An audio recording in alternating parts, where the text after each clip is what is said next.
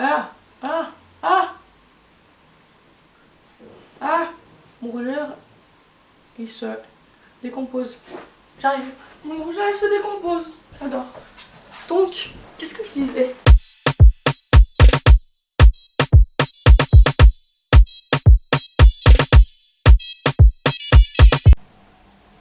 Bonsoir. J'espère que vous allez bien. Aujourd'hui, moi ça va très bien, super génialissime. Il pleut dehors.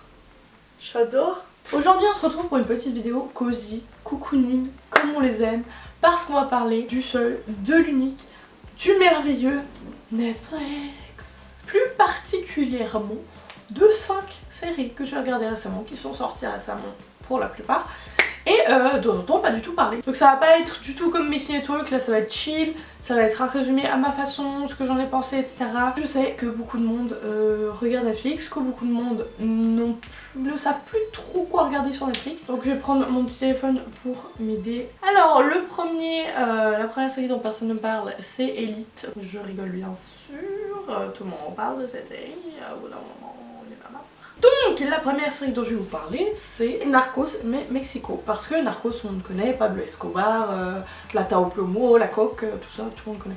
Mais Narcos Mexico, alors personne n'en parle alors que c'est génial. Moi Narcos, j'ai eu un coup de cœur pour cette série de base. Du coup quand j'ai vu qu'il y avait un remake, je me suis dit il n'y aura pas Pablo Escobar, ce sera moins bien. Au début j'étais pas chaud, j'étais là Pablo où es-tu? Et en fait c'est très bien. Il y a une saison pour l'instant de 10 épisodes qui durent comme on les aime, 1 heure, 1h10, 50 minutes. En gros, c'est l'histoire d'un mec qui commence à cultiver du cannabis à Guadalajara et qui se construit un empire de la drogue. D'un côté, vous avez les trafiquants, leurs histoires, leurs magouilles, leurs frics. Et de l'autre, vous avez la DEA, donc les agents qui essayent de un peu découvrir ce qui se passe de leur côté. C'est quand même une série assez violente, donc si vous êtes sensible ou si vous êtes très jeune, ne regardez pas ça parce que je veux pas que vos parents me tapent dessus. En plus, l'acteur principal, il est pas mal du tout et je l'ai vu à Cannes, voilà, je suis... Oh, je fais la meuf alors que je l'ai vu à des mètres et des mètres et des mètres et des mètres. Mais voilà, je l'ai quand même vu. Empiecen.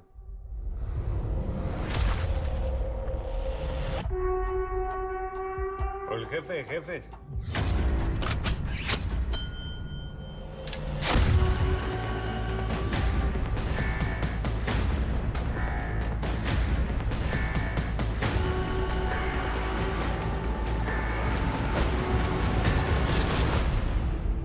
Yo aquí ando construyendo un imperio.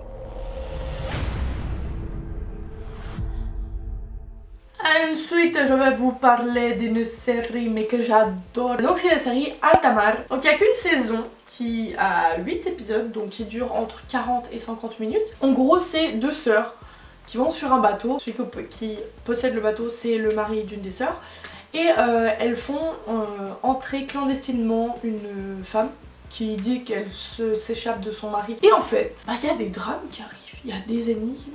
Il y a des trucs bizarres qui se passent sur ce bateau, on comprend pas trop. On essaye de mener l'enquête. Voilà, comme d'habitude, il y a des meurtres. Il y a tout le temps des meurtres dans les séries. Les acteurs sont hyper photogéniques, genre ils sont magnifiques. L'esthétique est hyper belle, les couleurs, donc c'est tellement beau. Et comme d'habitude, il y a des petites histoires d'amour, de tromperie, de... voilà, on adore. Diario de a bordo. Todos llegaron al barco convencidos de que iba a ser el mejor viaje de sus vidas.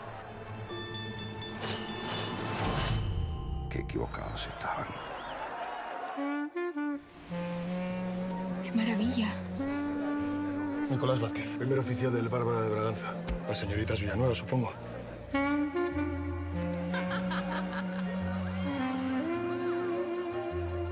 Me impresiona tanta oscuridad. Se acaba uno enamorando de ella.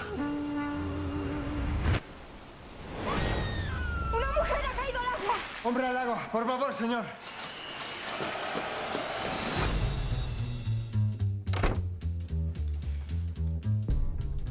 Aquí ha habido una pelea, había alguien más con ella.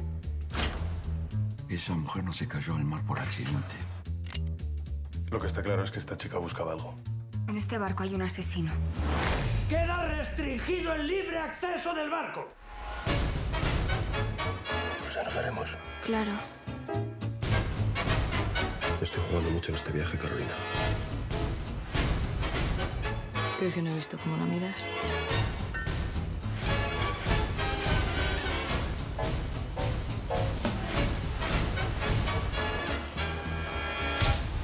¡Espera! ¿Cómo está pasando esto?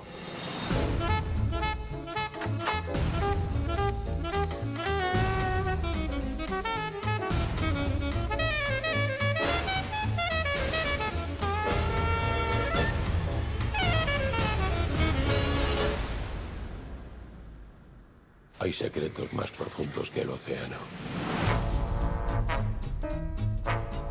Mon troisième série dont je vais vous parler, c'est Trinket. Une saison qui a 10 épisodes, 10 épisodes qui durent 1 heure, c'est 20 minutes en moyenne, c'est hyper chill. En gros, c'est une histoire de 3 filles d'un même lycée qui se rencontrent dans une réunion de kleptomanes anonymes et en fait elles se lient d'amitié alors qu'elles viennent de 3 mondes totalement différents en soi. En fait, on suit leur péripéties un peu à cause de leur addiction qui est le vol. Ne volez pas, c'est pas bien. C'est une série, je trouve, style teenager, un peu comme Elite, Pretty Little Liars, enfin vous voyez ce genre de série. Elle est vraiment drôle, elle est pas prise de tête. C'est une série qui fait passer le temps franchement et elle est pas mal. Hein.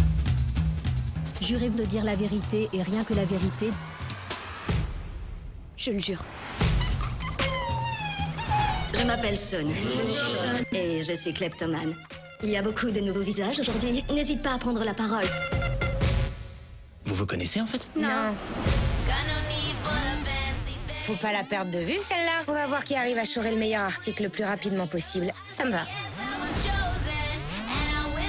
Il y a 3 règles essentielles pour faire une bonne voleuse. Surtout, n'essayez pas ça chez vous. Règle 1, soyez invisible. Je comprends pas comment j'ai pu en arriver là. La vie est oppressante. C'est pour ça que tu voles? Règle 2, ne volez qu'avec des gens de confiance. Je me sens tellement seule. Comme nous tous. Ça va aller. Et 3, quoi qu'il arrive, ne vous faites pas prendre. Viens avec moi. Oh, je suis sur le cul. Et c'est ça, notre amitié qui était écrite d'avance. Bien ouais. Tu as un vrai problème. La seule chose qui donne à cet acte de la valeur, c'est d'avoir des gens avec qui le partager. Ça fait du bien de trouver sa vérité intérieure. Pourquoi quand je viens ici, j'ai encore plus envie de voler qu'avant? Faut y aller pas à pas, ma belle.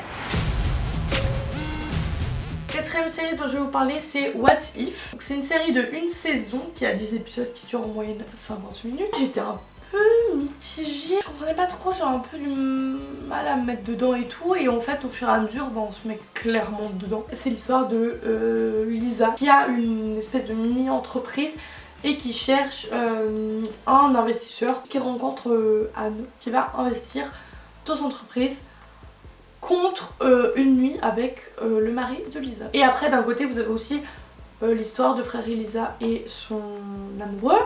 Et d'un autre côté vous avez aussi les 2 amis d'enfance de Sean qui est le mari de Lisa. Plein de personnages et vous avez un peu 3 histoires en même temps. C'est une série un peu dramatique. Comme d'habitude il y a des gens qui meurent, il y a des gens qui pleurent, il y a des gens qui se font trahir, il y a de l'amour. Surtout comment ça s'est fini, est-ce qu'on en parle ou pas? J'ai envie de savoir la suite, du coup j'attends la 2e saison avec impatience. Et si je vous faisais une proposition indécente que personne ne peut refuser? Être à votre entière disposition.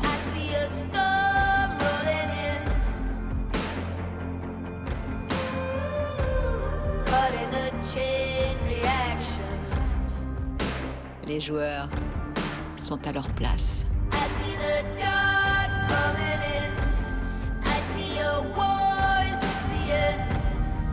Quel risque oserez-vous prendre pour saisir votre chance de tout avoir?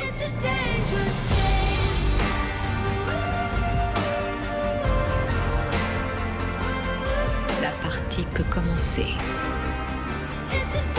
Le 5e et dernière série dont je vais vous parler dans cette vidéo, c'est la série Family Business. Donc une série française qui a qu'une saison, il y a 6 épisodes hyper courts, 30 minutes, c'était beaucoup trop court. Elle est génialissime cette série, j'ai adoré.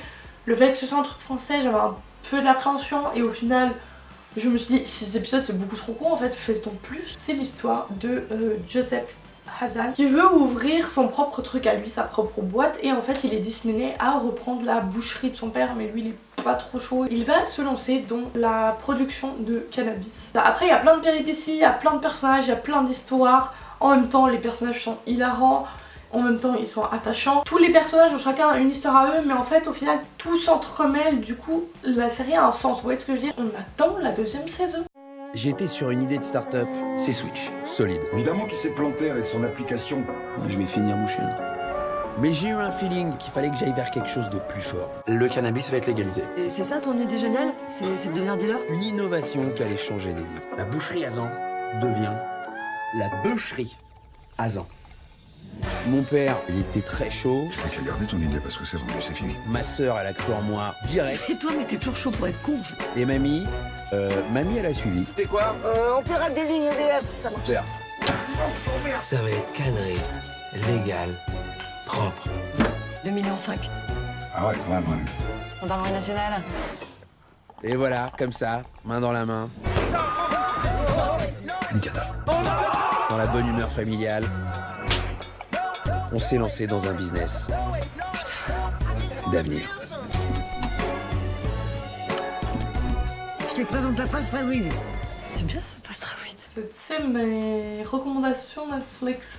J'espère que cette vidéo vous aura plu. C'était un peu brouillon, mais cette vidéo, je préfère la faire au feeling et pas l'écrire trop comme je fais pour mes ciné-talks. Bon, je prends pas la tête sur cette série, on s'en fout, on rigole. N'hésitez pas à me dire en commentaire si vous avez vu une ou plusieurs de ces séries et ce que vous en avez pensé, et si vous avez d'autres séries à me conseiller, même si j'ai pas le time, absolument pas le time de regarder des séries parce que toutes les séries que je regarde, elles sont en train de reprendre des nouvelles saisons. Mais quand même, si vous avez des suggestions, mettez-les en commentaire. Si elle vous a plu, n'hésitez pas à mettre un pouce bleu et à vous abonner à ma chaîne juste en bas et activer la cloche juste à côté. J'espère que vous ça va, qu'il fait pas trop froid où vous habitez. Chez nous, en Suisse, il pleut, il y a du vent, il fait froid, il fait moche. C'est insupportable, mais c'est l'automne. Je vous fais de gros bisous et je vous dis à la prochaine. Bye.